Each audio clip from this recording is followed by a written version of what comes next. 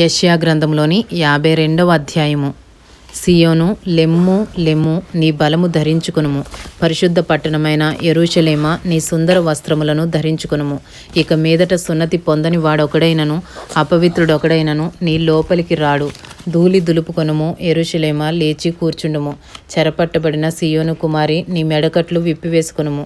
యెహోవా ఇలాగు సెలవిచ్చుచున్నాడు, మీరు ఊరకయే అమ్మబడితిరి కదా, రోకలియ్యకయే మీరు విమోచింపబడెదరు.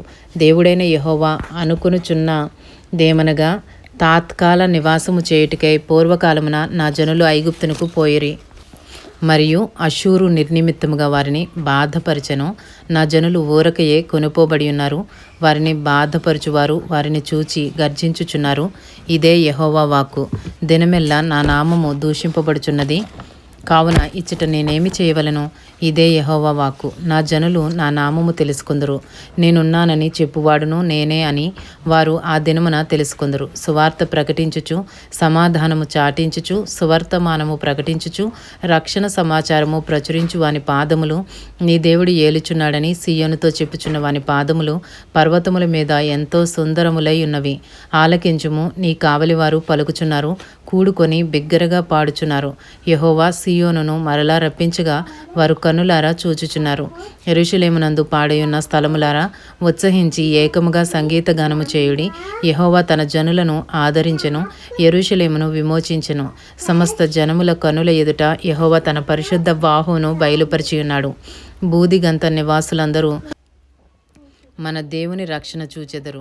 పోవుడి పోవుడి, అచ్చట నుండి వెల్లుడి. అపవిత్రమైన దేనిని ముట్టకుడి, దాని యొద్ద నుండి తొలగిపోవుడి.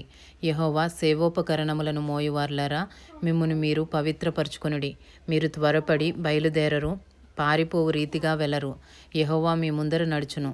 ఇశ్రాయేలు దేవుడు మీ సైన్యపు వెనుకటి భాగమును కావలి కాయును.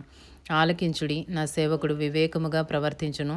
అతడు హెచ్చింపబడి ప్రసిద్ధుడై మహాఘనుడిగా ఎంచబడును. నిన్ను చూచి ఏ మనిషి రూపము కంటే అతని ముఖమును, నరరూపము కంటే అతని రూపమును చాలా వికారమని చాలామంది ఎలాగు విస్మయముందిరో, అలాగే అతడు అనేక జనములను చిలకరించును. రాజులు అతని చూచి నోరు మూసుకొనెదరు. తమకు తెలియజేయబడని సంగతులు వారు చూచెదరు, తాము వినని దానిని గ్రహింతురు. ఇంతటితో యెషయా గ్రంథంలోని 52వ అధ్యాయము పూర్తి చేయబడినది.